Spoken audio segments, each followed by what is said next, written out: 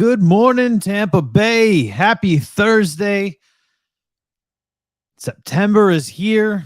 I think September might be one of the most exciting months as a sports fan.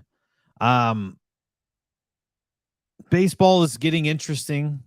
Obviously, you got to be a real diehard fan. I talked about this yesterday. You have to be a real diehard fan of baseball to truly enjoy early on in the season, just because the season is so long. Obviously, hockey is right around the corner. Training camp for hockey is going to start. Training camp for basketball is going to start. Of course, we've got football, literally Thursday night football next Thursday, followed by the first Sunday of the season. Week 1 of the regular season is just over a week away. It doesn't really get much better than this. It can't get much better than the month of September in terms of just sheer anticipation. Man, I'm super excited. We got a good show. I'm going to talk a lot about things that went down with the Buccaneers, with the cuts. Obviously, Ryan Jensen is now placed on IR. Shane McClanahan is on IL because IL is more used in baseball than IR, like every other sport. We're going to talk about the wild AL wild card race.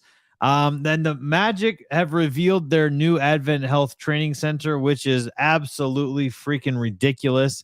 And some people are even going as far as saying that this training center alone could benefit the Magic in terms of free agency and the appeal. Obviously, we know that they're going to be an improved team, so that will obviously help as well. But when you combine the two, they might have that wow factor and might be more appealing if you are trying to test the waters for free agency. Nonetheless, we're going to start right here. We're going to start with a little RESPECT for our Tampa Bay Buccaneers roster. What I find interesting is we all know that for some reason, our Tampa Bay Buccaneers get a lot of, I don't want to say disrespect, but they get a lot of just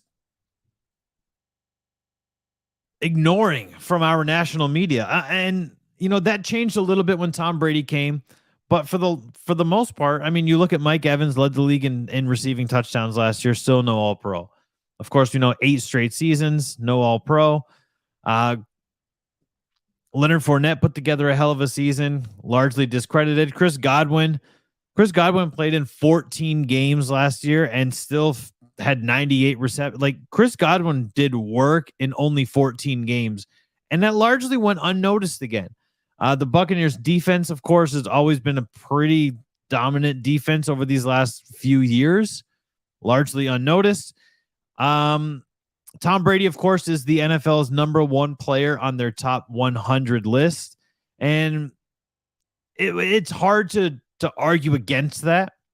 And that's not what this is about. Obviously, Tom Brady, I think, was snubbed in winning the MVP award last year in favor of Aaron Rodgers. Aaron Rodgers had a great touchdown interception ratio. Outside of that, Tom Brady pretty much led every statistical category that there was. And that's just that's the reality of the situation, right? Thank you to everybody who is tuning in this morning, doing things a little bit differently. If you are watching on Facebook and on Twitter, the stream will stop at 8:30.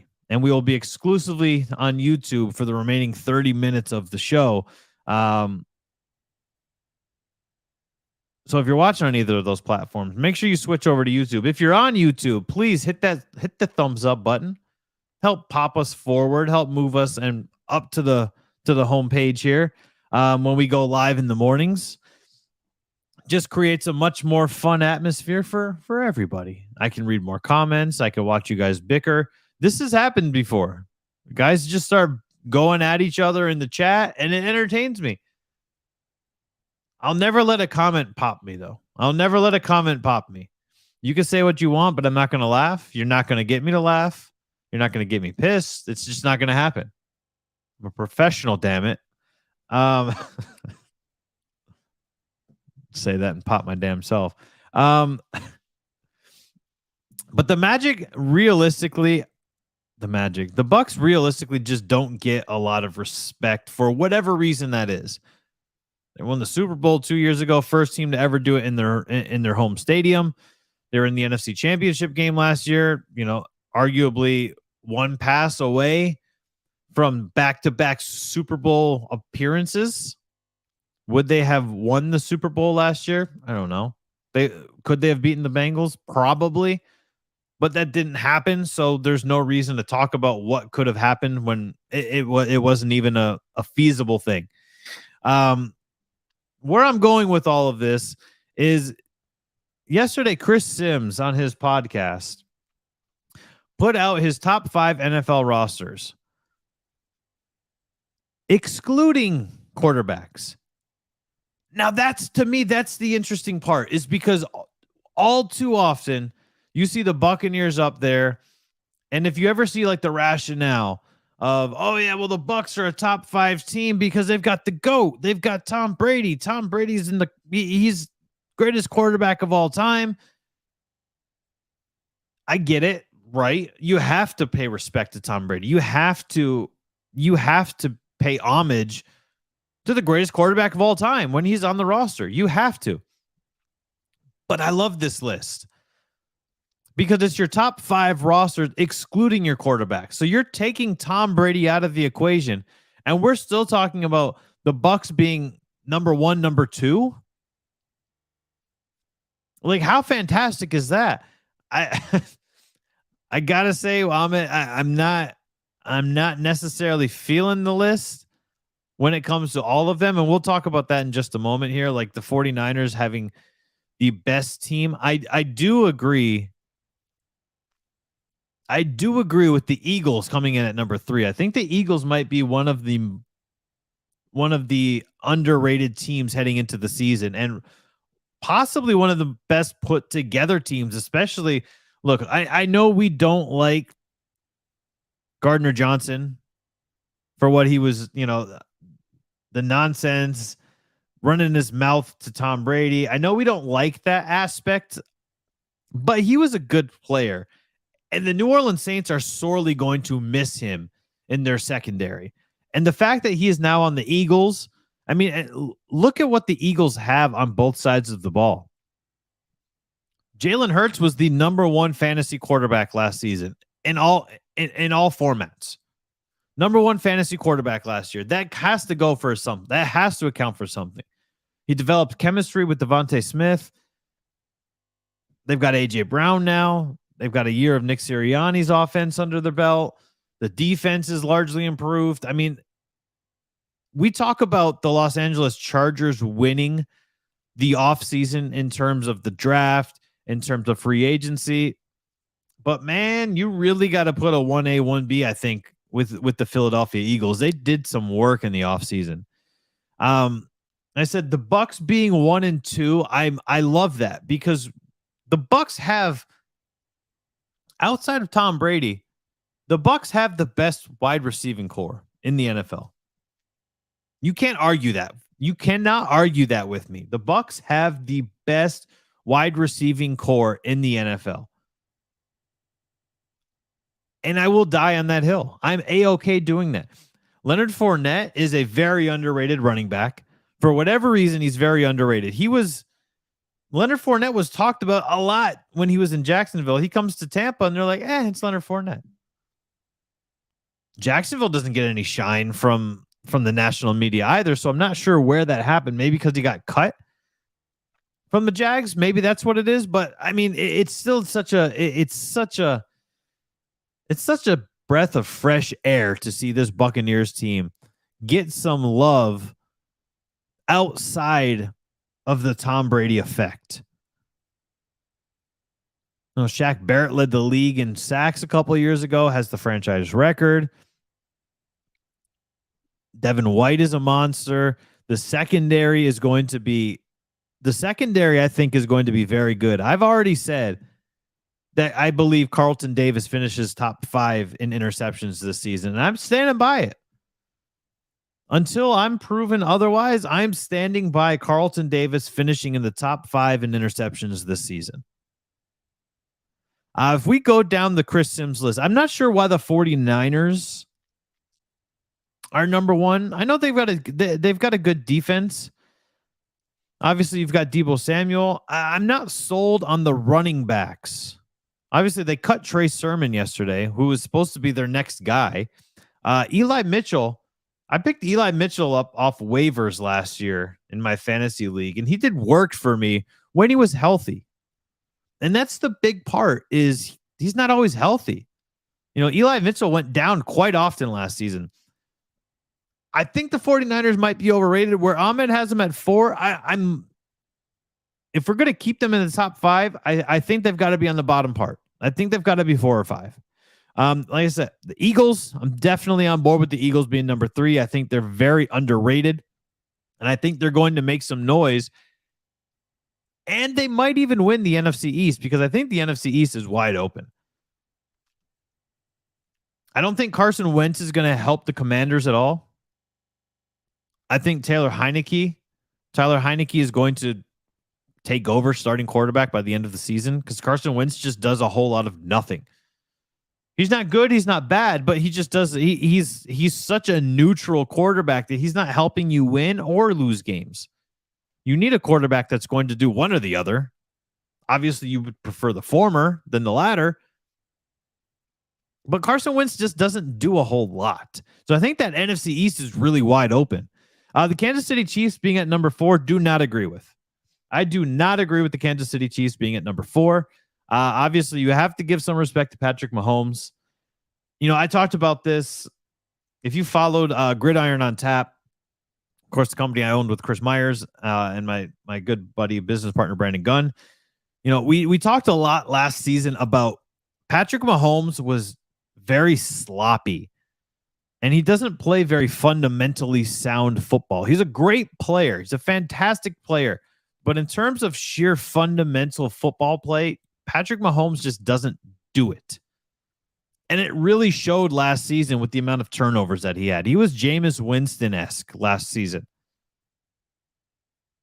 And if that defense didn't turn it around in the second half of the season, the Chiefs missed the playoffs. And then we might not even have that overtime rule change, because Josh Allen was lighting the league on fire, which, by the way, I'm not sure why the Buffalo Bills are not in anybody's top 5 in terms of roster outside of the quarterback. I look at a team like the Chiefs, right? Look at a team like the Chiefs, the Brown. We'll talk about Ahmed's list in a minute. But if you look at a team like the Chiefs, what is the difference between the Kansas City Chiefs and the Buffalo Bills? You take the quarterback away, take away Patrick Mahomes, take away Josh Allen, and I think the Buffalo Bills have a better roster outside of the quarterback than the Kansas City Chiefs do. Stephon Diggs, who's touching Stephon Diggs on the Kansas City Chiefs roster? And that's just wide receiver. Sure, they've got Travis Kelce, but you can't sleep on Dawson Knox. I mean, if Dawson Knox didn't get that knee injury, Dawson Knox was a league-winning tight end in fantasy football. And you don't become a league-winning tight end in fantasy football unless you're putting up numbers and you are doing work. Is Dawson Knox on the same level as Travis Kelce? No, he's not. But I don't think the gap between those two is as wide as MVS and Stephon Diggs. I mean, who's realistically the number 1 wide receiver in Kansas City? Marquez Valdez-Scantling. He's got all of those years with Aaron Rodgers as his quarterback. I'm sure he's going to have a good season in Kansas City. But that gap between he and Stephon Diggs is night and day. It's just insane. And then Chris Sims has the Baltimore Ravens at number 5. I don't know how I feel about that, because the Baltimore Ravens defense last year was suspect. The Ravens defense was not good last season. Obviously, Lamar Jackson went down, but we're excluding the quarterbacks anyway. I think Gus Edwards and J.K. Dobbins are a very good duo in the backfield for the Baltimore Ravens. But I mean, what do you have outside of Mark Andrews and the running back? You still don't have a wide receiver. Is Rashad Bateman going to step up? Maybe. But we just largely don't I'm not necessarily following the Baltimore Ravens being at number 5. They were favored to land Tyrann Mathieu. If they land Mathieu, then I can understand the case for the Ravens being at number 5 when you remove Lamar Jackson from the equation. But where we are now, I just don't get it.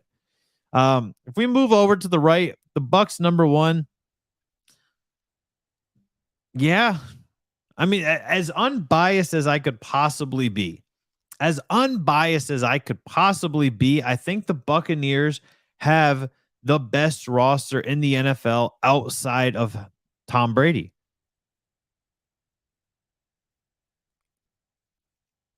Kyle Rudolph, Cade Otton, Cameron Brate, like the tight end group is solid. Is it Rob Gronkowski? No, but the Rob Gronkowski that we had in Tampa Bay is not the Rob Gronkowski that played 8 years ago. We had a good Rob Gronkowski, but we had a past his prime Gronk. We've got 3 solid tight ends now. Outside of that, what do you have? You've got the best wide receiving core. You've got the second best, possibly the second best defense in the NFL. I mean, you're talking about a team that needs to get their respect. The Cleveland Browns at number 2, I don't know. If we're including the quarterback, which is Deshaun Watson, and based off what we know from how Deshaun Watson performed in Houston, sure. But if we're removing the quarterback from the equation, how do the Cleveland Browns have the second best roster? If they have Jarvis Landry and Amari Cooper, plus Nick Chubb, Kareem Hunt, and Dearness Johnson, and that offensive line, I can understand the case because the defense is good. But you've got Amari Cooper and Donovan Peoples-Jones. David Njoku is still an unproven commodity.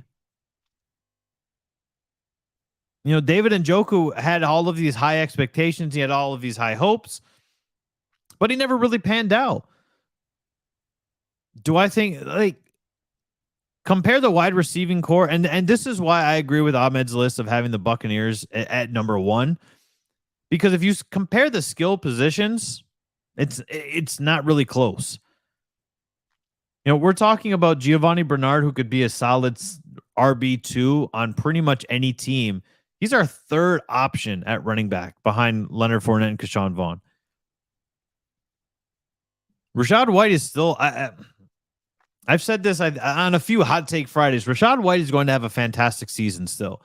He's going to be an absolute threat out of the backfield, and he is going to be, at least in his rookie season, he's going to be the Tampa Bay Buccaneers version of what Theo Riddick was his last 2 seasons in the Detroit Lions uniform with Matthew Stafford there. Rachaad White is going to have a great year, and he's going to see a lot of playing time. And that's why obviously that's not the official depth chart that we saw that was put out. That's just the current depth chart after the roster cuts and some of the moves. There haven't been shifts. There haven't been, solidified moves. That'll come later. And Rachaad White is realistically, he's going to see a lot of playing time because he's able to protect Tom Brady better than any of the other guys.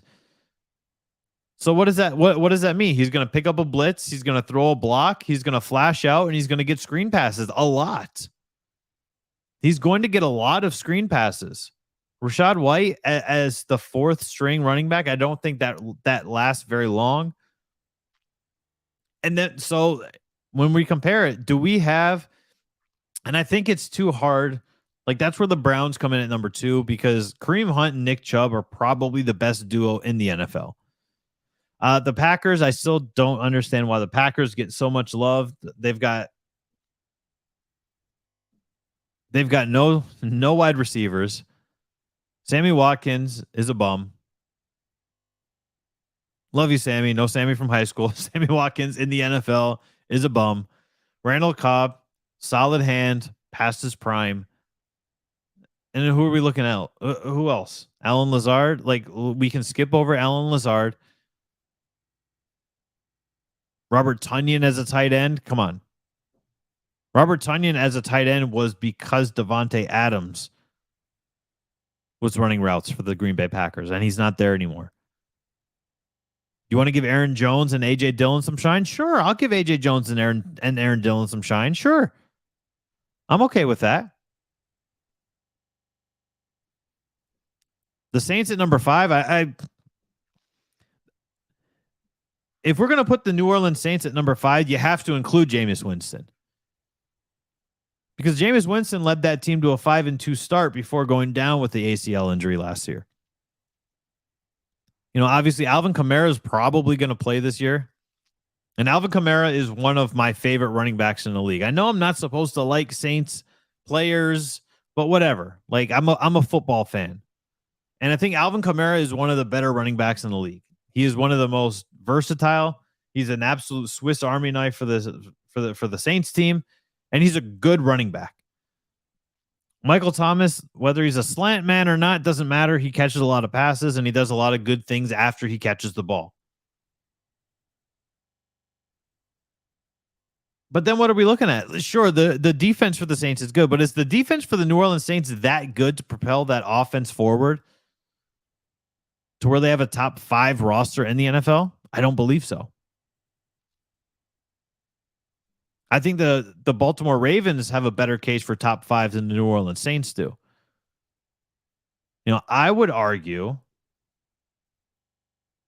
that we should be including a team like the Los Angeles Rams in the top 5. Take Matthew Stafford out of the equation. I mean, you're talking about Allen Robinson, Cooper Kupp, Aaron Donald, Jalen Ramsey, Cam Akers, Darrell Henderson. I mean, how are the Rams not in either of those top 5s? But they're not, you know. But thank you to Chris Sims on Button for giving the Buccaneers some shine. Finally giving the Buccaneers the props and the shine that they deserve. And it's nice to see. It just really is nice to see the Buccaneers players finally get some credit for being good. You know, Todd Bowles said it yesterday. This is probably the most talented team we've ever had, and we've got to take advantage of it. And he's right. The Buccaneers right now, this is the most talented team that they have put together in the last 3 years. I said this when they signed Julio Jones. The wide receiving core that the Buccaneers have now is better than the wide receiving core that they've ever had. This is better than Antonio Brown. This is better. I would be willing to go on a limb and say if you pair the wide receiving and the tight end groups now to what they had last year and during their Super Bowl run, it is still a better group. The running back situation for the Bucs now is better now than it has been in the last two seasons, without question. I don't think that any part. The offensive line is the only part that we can talk about being little iffy. Alex Kappa leaves, Shaq Mason comes. You know, Marpet retires. This is the issue that we're running into. Ryan Jensen's still on the roster, so you still have to account for Ryan Jensen. Right? Is he going to play? No, because Ryan Jensen is he's officially been put on IR. We knew it was going to happen. We still don't know the prognosis. You know, Todd Bowles also told us that yesterday. The reason why Ryan was not put on IR is because everybody wanted to wait to see what was going to happen. Ryan wanted to wait. The team wanted to wait. Bowles wanted to wait. Everybody wanted to wait to see what was going to happen with Ryan Jensen before putting him on IR. Makes sense to me. Makes total and complete sense to me. That's why you do that. Obviously, you put Ryan Jensen on IR now that you're able to. Creates a roster spot. Now you got 52. Now you can re-sign Logan Ryan. Everything is good. You know, we knew that was going to happen. We knew Logan Ryan was going to be re-signed. I mean, Todd Bowles even said that yesterday at the conference as well. Was Logan Ryan essentially moved? Was he cut for a business decision? Will he be back? As plain as day, yes. Yes, he could be back. He will be back. If we're looking at Chris Godwin coming into week 1, a lot of people are going, well, Chris Godwin hasn't been playing. He hasn't taken any hits. That's fine, but and that does not mean that Chris Godwin will not be cleared to play in week 1. Look, if he's progressing and he's playing well enough, and we know that the Buccaneers organization is very good at having a poker face. We know that they're very good at not showing not showing their cards and not showing their hands. And why would they sit there and go, yeah, Chris Godwin's clear, we're going to play Chris Godwin against the Cowboys? Because you don't want the Cowboys to game plan against the Buccaneers. You want to wait till the very last minute. You want to keep the Cowboys. You want to keep everybody. You want to keep their defensive coordinator. You want to keep all of them on their heels and with their ears perked up, waiting and saying, hey, are we going to have to worry about Godwin? What about Russell Gage, Mike Evans, Julio Jones? I would rather not know and literally just say Chris Godwin will be a game time decision. Don't rule it out. This is that chess, not checkers kind of move, right? This is what you want to do because you've got the ball is in your court and the odds are in your favor right now. You can control the narrative with Chris Godwin. I already finished my energy drink today. I'm just mispronouncing names. Could you imagine CJ2K on the Buccaneers back in his prime? Good Lord. But you can control the narrative when it comes to Chris Godwin right now. And that's what you need to do. Don't even announce it. He hasn't played in training camp. He hasn't participated in a preseason, and that's fine. Would you rather have your wide receiver 2 coming off ACL injury? Would you rather have him taking hits in practice, or would you rather have him taking hits in games?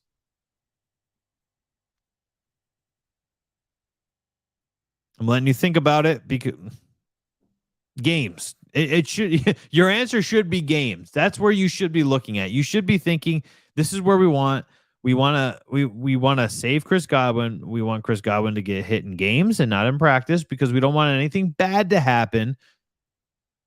We don't want anything bad to happen in practice. And that's exactly where you should be.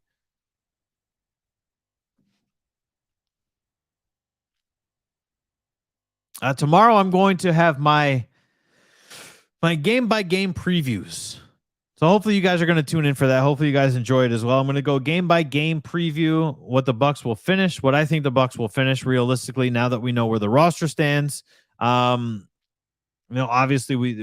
they've got a gauntlet to start the season. They've 5 very tough games for the Tampa Bay Buccaneers to start the season. So I'll have my game previews, game by game dissection. It'll be a quick overview. I'm not going to go an hour per game. But it'll be a game by game preview. And I'm also going to figure out what I think the NFC South is going to finish as a whole. What will the Saints finish? Panthers, so on and so forth. So hopefully you guys can tune into that tomorrow and then we can chop it up in the chat a little bit. And just have some fun projecting the outlook of the Tampa Bay Buccaneers and their division rivals, because the division rivals are also important. Fans, Fox Sports put out a poll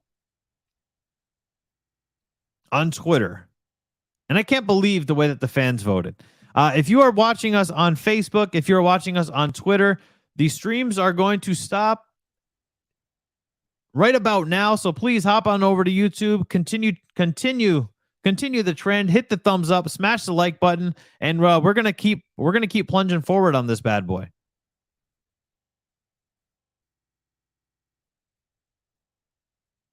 So as we as we go forward here, guys, as we're moving along, this is going to be, I guess this is going to be a hot topic here. I think that Tyler Johnson getting cut was the best thing. I think that honestly, it was the best thing for Tyler Johnson. I know he's no longer a Buck, but we do that a lot, right? We cover a lot of players that were Buccaneers. Like for some reason, we all followed Ronald Jones through training camp, through preseason, through all of the reports of Ronald Jones is likely going to get cut from the Chiefs to he makes the cut. Now he might be RB2. Like we followed all of that. I think Tyler Johnson getting cut by the Buccaneers is probably the best thing for his career. You know, Coach Bowles told us yesterday the only reason that he was cut is because he didn't have any special teams value. Now, if you follow me on Twitter, I kind of did a dissection between Tyler Johnson and Scotty Miller. Scotty Miller holds more value to the Buccaneers because of his special teams ability, not because of his ability as a wide receiver. We can talk about Scotty Miller as the over-the-top guy. Scotty Miller is the fast guy. He's the fastest guy on the team, and that's all well and good. But if your deep threat is only 0.4 of a yard better per reception than Tyler Johnson, who is slow as molasses, speed is now a null and void argument at that point. You can't argue speed. If we're looking at the catch percentage, Tyler Johnson catches 8% more of his passes. 8% more is a lot. That's a lot in the NFL. Could you imagine a quarterback dropping 8% in completion percentage? People would have a field day in tearing him apart on social media, no matter who the quarterback is. Imagine Tom Brady going from 68% completion to a 60% completion. Everybody's going to look at him like he's got two heads. They're going to go, man, what the hell happened to Tom Brady? He fell off. So an 8% gap in catch percentage is a lot. He's got 10 more receptions. Is that right? Yeah, he's got 10 more receptions than Scotty Miller. But Scotty Miller's got 10 more receiving yards. If you got 10 more receiving yards and you're the over-the-top guy, I mean, look, the writing is on the wall. And I'm a Scotty Miller guy, but I feel like we need to realistically assess where Scotty Miller is. Scotty Miller is a special teams guy who you're going to bring in at the end of the game just to open up the field, because you have to account for the fact that he is fast. But he wasn't retained because he's a better wide receiver than Tyler Johnson. We have to make sure that we understand that. Tyler Johnson being signed by, and here's where I'm going with Tyler Johnson. Him being signed by the Houston Texans, we're all looking at it like, oh, sucks for him. He's part of the Houston Texans now. I look at it like a great opportunity for Tyler Johnson because the Houston Texans really don't know what's going on outside of Brandon Cooks at wide receiver. And dare I say, Davis Mills is the quarterback that the Tampa Bay Buccaneers should have drafted over Kyle Trask. Dare I say that Davis Mills is a better quarterback than Kyle Trask is? He is. Davis Mills is a better quarterback than Kyle Trask is. Period. There's you can't argue that. Davis Mills is starting in the NFL. It doesn't matter if he's starting because out of necessity, right? He is now the starting quarterback for the Houston Texans, and he started the majority of last season. Kyle Trask can't even beat Blaine Gabbert for the backup quarterback role. So this is great for Tyler Johnson, especially if they sign him to a longer-term contract. If they sign Tyler Johnson to a 2-3 year contract and he's allowed to go out and perform, we've already seen what he can do with Tom Brady. Just like any 4th or 5th wide receiving option, he's going to make mistakes. Scotty Miller makes mistakes for us, you know, and this is your loose cannon leprechaun. You are correct. I did say it, and I will die on that hill, man. I feel like I always have to like defend my rationale behind being honest about Kyle Trask. I feel like I always have to, kind of sugarcoat it and go, well, I want Kyle Trask to succeed. And look, and I hate the phrase that I'm about to use because I think that it's such a stupid ass phrase. But any real fan of the Buccaneers, any real fan of any team wants the players on that team that are already there to succeed, especially at an important position like quarterback. Blaine Gabbert is a free agent next year. Tom Brady is a free agent. Tom Brady is likely going to retire, and Blaine Gabbert, there's no reason for Blaine Gabbert to come back. The only reason Blaine Gabbert was brought back is arguably because Tom Brady wanted him to come back again this season because of the camaraderie that they have. So we're looking at a Buccaneers team next season. If we foreshadow, there's one quarterback on the roster, especially now that they just released Ryan Griffin. Finally. I mean, I don't know why Ryan Griffin was on the team for that long to begin with, but we're looking at a Buccaneers team next year that literally has one quarterback on the roster, and his name is Kyle Trask. Now, I don't know how that makes any of you feel, but that makes me feel very uneasy. I wish we could go to commercial break and go change my pants, because that does not make me feel good. That does not excite me in the least bit based upon what we saw Kyle Trask do. And I know there were a lot of dummies going, well, you saw what he did against the second and third stringers in the first preseason game. Put him up against the number ones, and he's going to perform exactly the same way. That's not how that works, guys.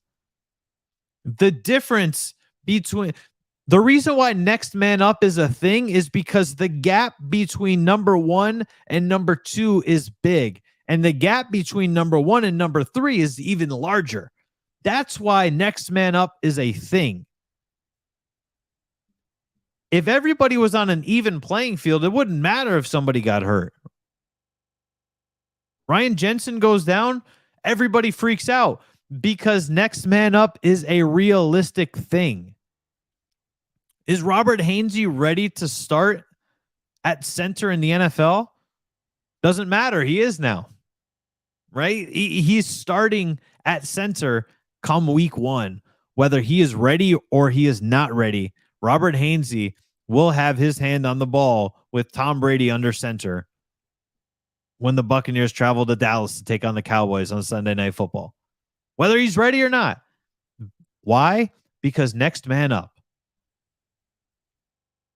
So don't tell me that Kyle Trask played well in the first preseason game against guys that are probably never even going to sniff the field outside of an injury and say, well, you put him with the number one. We've seen him against the number ones in practice. Guys who he knows the tendency of. I've seen it with my own eyes at training camp.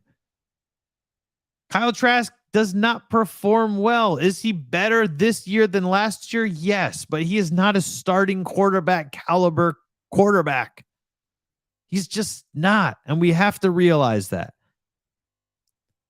So Tyler Johnson is in a better scenario, not only for quarterback, but because Tyler Johnson was probably not going to play. Unlike here, the only silver lining for Tyler Johnson, if he would have stayed on the Buccaneers roster, is that we don't really know what's going on with Russell Gage and the hamstring.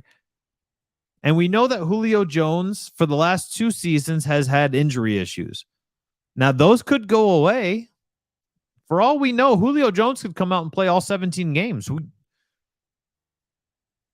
The realization that Julio Jones is not actually an injury-prone player is something that people also need to realize. Julio Jones is not an injury-prone player. He's not. The last 2 seasons, sure. But he went for like 7 straight seasons and missed 1 game, and that was a fluke injury, and they held him out just to be safe because they were going the Falcons were in the playoff run that year. Julio Jones is not an injury-prone player. Russell Gage is not an injury-prone player. The only player that's arguably injury prone in our wide receiving core is Chris Godwin. Chris Godwin has yet to play a full season in his career. I know his career's been short, but he's yet to play a full season. You know, Mike Evans, we always joke about the Mike Evans annual hamstring tweak. He's not in, but he still plays. Usually he still plays, you know. But now you have that, you have the depth at wide receiver. If Mike Evans tweaks his hamstring late in the season, he could have already gotten it out of the way. I mean, hell, that's what I'm hoping for. I'm sure that's what you're hoping for as well. The annual hamstring tweak out of the way in training camp, smooth sailing for 17 straight games. The next 18 weeks are going to be straight in the clear for Mike Evans. 9th straight season of 1,000 yards receiving. That's what we're looking for, right? That's what we're looking for, guys. This is where we are. We're bouncing over. We got to talk about some baseball stuff now. Shane McClanahan, everybody. This is what I said. This is where baseball is really cool. Is the end of August as it starts ramping up in popularity, especially when your team is good. Right? Especially if you're lucky enough to have all of your sports teams good. September is the most exciting month. September and October. Because this is when all of our sports kind of overlap. September, NHL and NBA training camp starts. Obviously, the season starts in the second half of October for both leagues. Actually, the season for NHL is October 11th, and the NBA will be at the end of October. But September, man, September is when everybody is kind of like tuning into everything. Hey, how are the Rays doing? Playoffs are coming in baseball. I know, and I know a lot of baseball fans that watch baseball primarily in September and October because playoff baseball is exciting. Still think playoff hockey is probably the most exciting out of all sports. And I was saying this before the Lightning were good.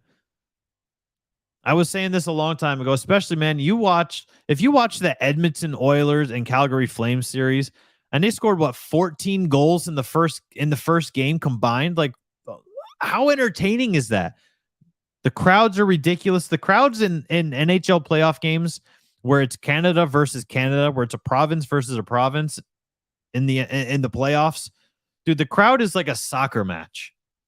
The crowd just nonstop on their feet, chanting, screaming, cheering, booing, and it's fantastic.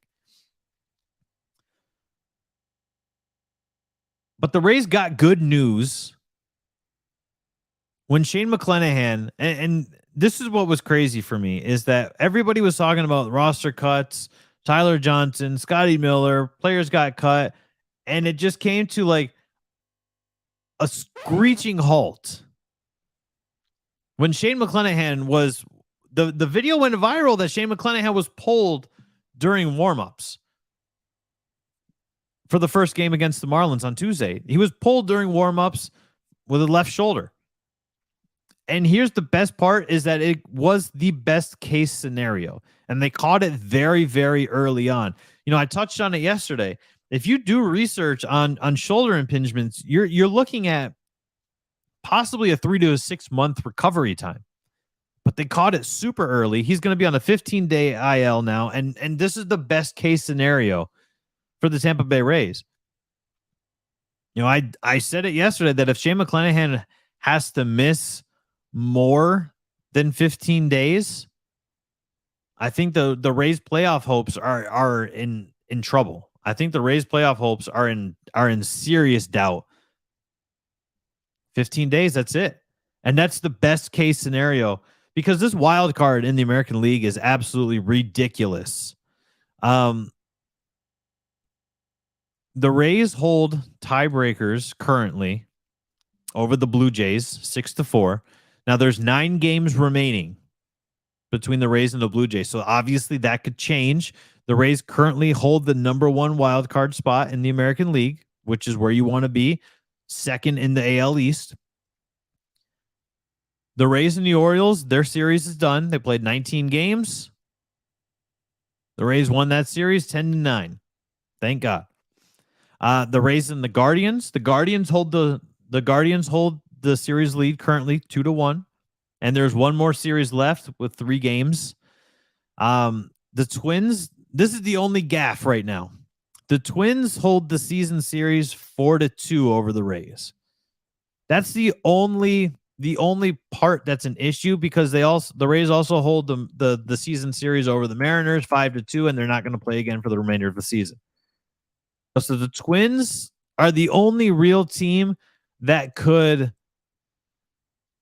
cause issues for the Rays outside of self-inflicted wounds. The Twins are 3 games back, which means that they're 5 games back from the Rays.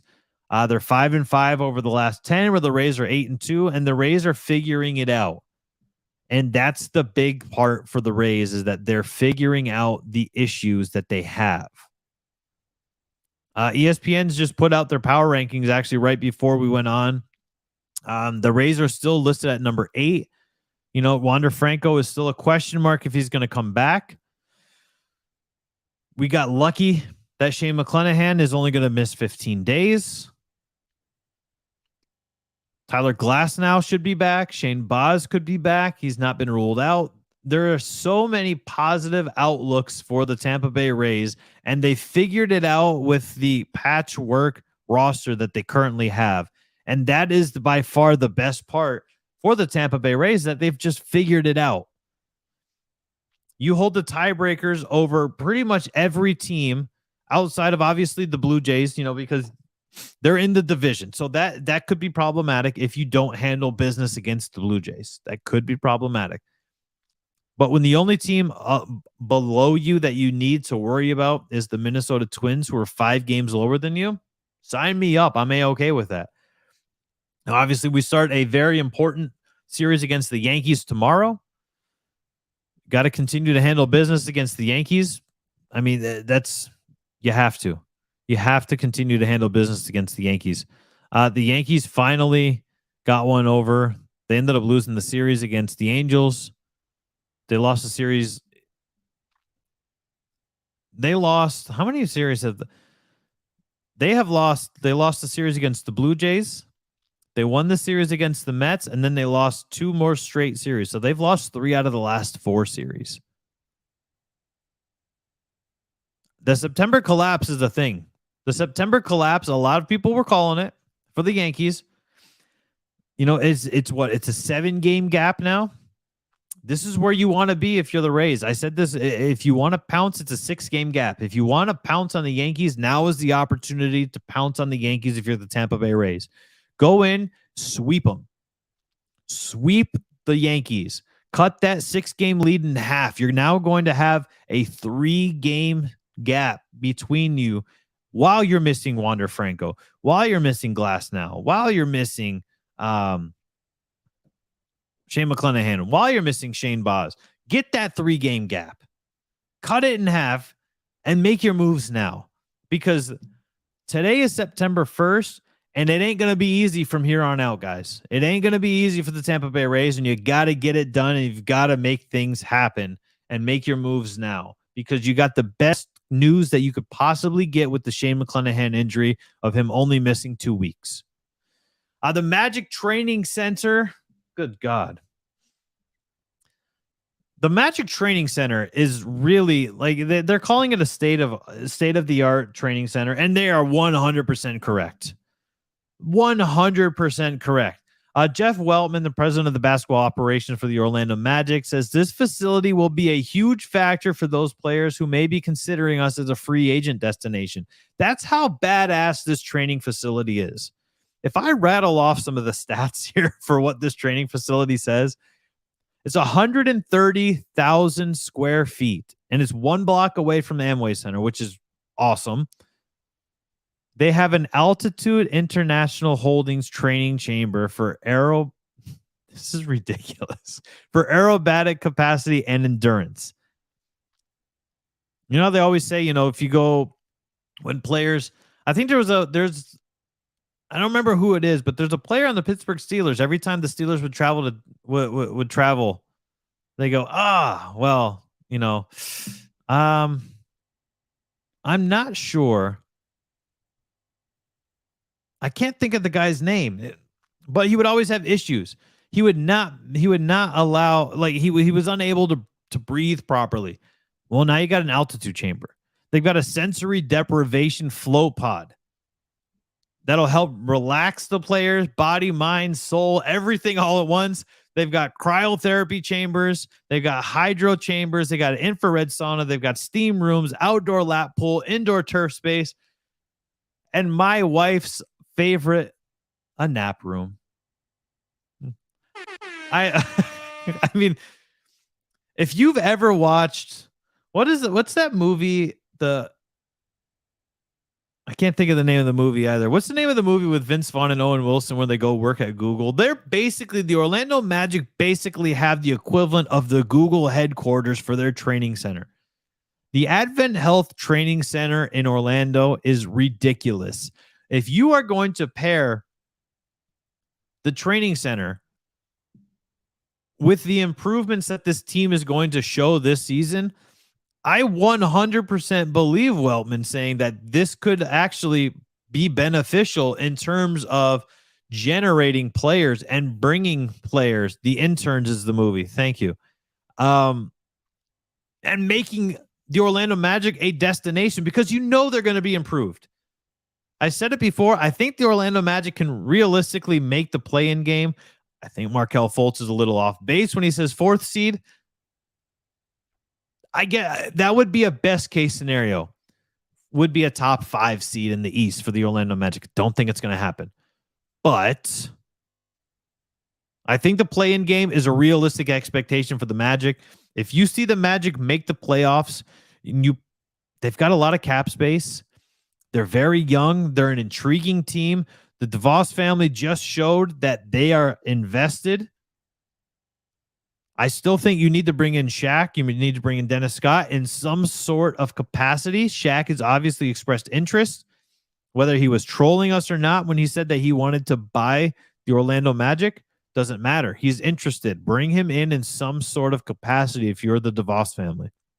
Bring Shaquille O'Neal in, because Shaq is all. If you're telling me you've got by far, and it's not even close, guys, it's not even close. If you've got the best training facility, if you've got the second youngest roster, if you've got likely the rookie of the year, if you've got possibly the comeback player of the year, the 6th man of the year in Jonathan Isaac, if you've got all of these things lined up, guys, the Orlando Magic are on the come up, and you need to jump on the bandwagon now. And if this is what's crazy is we wanted Paolo Banchero to perform well in Summer League because we wanted the excitement to change. We wanted the fan base to smile and be excited and be optimistic for this team, because everything prior to Banchero was like, oh, Cole Anthony's not the guy. Cole Anthony is the guy. Jonathan Isaac's a bum. Jonathan Isaac's going to be great. And it was such a divided crowd. And Paolo Banchero came in, hasn't played a single regular season game, and somehow Paolo Banchero has become the glue for this team from both sides of the spectrum for fans to go, oh, damn, we can make some noise this season. Roll out this training center. All of these guys have expressed how excited they are to utilize this training center. It's going to attract free agents. Mark my words, it will attract free agents. Guys will want to come here. They've got the Advent Health Medical Facility inside of the center. You can do x-rays, you can do MRIs, you can do anything that you need inside the training center. The Orlando Magic essentially created a bubble. They did. The Orlando Magic essentially created themselves a bubble for their team, whether it's one block away. You've got a 1-block bubble of everything you need between 2 facilities. Sign me up. You can relax. You got a movie room. You've got your nap pod. You've got any type of therapy you could possibly need. The weight room is freaking ridiculous. Go on the Orlando Magic Twitter and go look up the photos for this. It's such a beautiful work of art. that adds a further level of excitement to me because I'm able to look long term. Do I think that it affects the Magic this season in terms of, players saying, "Hey, I want to be traded to the Magic"? I don't. But next year for sure. Next year, when the Orlando Magic finally get it together this year and they make the playoffs, they're going to win more than 26 and a half games. So if you're throwing money down on any of the sports books, they're going to win more than 26 and a half games, and throw $100 down. Seriously, go do it. Throw $100 down on the Orlando Magic making the playoffs. Do it before the season starts, because I'm telling you, once the season starts and the Magic start shocking people, those odds are not going to be ever in your favor, and you're going to win less money. Go do it. Go throw $100 down, and when you win $4,100, you can thank me later, and you can finder's fee. Finder's fee. Send it to me, care of Channelside Sports. But I hope that you guys enjoyed the show. Yesterday was the last day for voting for Creative Loafing's Best of the Bay. Hopefully you guys were able to give us a vote. We were nominated, obviously, for the best morning TV show, which is still mind-blowing to me that, we're up against Good Day Tampa Bay. Like we're up against like legitimate long-running news shows as the best morning TV show. So that blows my mind that we were able to receive the nomination. Hopefully you guys were able to help us out. I don't know. Realistically, I don't expect us to get the W. I mean, if we do, I'll be out of my mind. I'll be ecstatic. But just the nomination. You got to remember, we started Channelside in the morning at the end of May. Apparently nominations were in June. So people were nominating us almost right away, which showed like we're the only, Channelside Sports is the only live broadcasted video show in Tampa Bay. We're the only ones that are doing it in the morning. So I appreciate it. When I say that I appreciate it, I can't express enough how much I appreciate it. I really do. Thank you to those who tuned in. Like, I can see all of the people that have tuned over, and it's super cool. Obviously, we lost some viewers, and it's fine. But YouTube is going to be the spot for us from now on. We might do that segmented thing, first 30 on all three, last 30 solely on YouTube. We need to get the YouTube crowd up, guys. I appreciate, Loose Cannon Leprechaun, obviously my wife. When Jay shows up, and Corey and Gina, we've got such a great crowd of people already. The sky is the limit. Channelside Sports is the future. It is the next generation of sports talk for Tampa Bay. Get on the bandwagon. Get on the bandwagon, baby. We're making moves. We're doing it. We're doing the thing. Thank you for everybody who tuned in today. And a huge thank you if you were able to throw us a vote to Creative Loafing's Best of the Bay for the best morning TV show. I'm going to keep my fingers crossed until I get arthritis, hoping that we would get the W for this thing. So thank you to everybody who tuned in. We're going to do it all over again tomorrow. Make sure you tune in. I will be doing my game-by-game previews for the Buccaneers and then predicting the NFC South standings with the records. I am Danny. This was Channelside in the Morning. Make sure you follow us on all the social media networks. Just search for the Channelside Sports Network, and I will see you all tomorrow. Have a good Thursday, folks.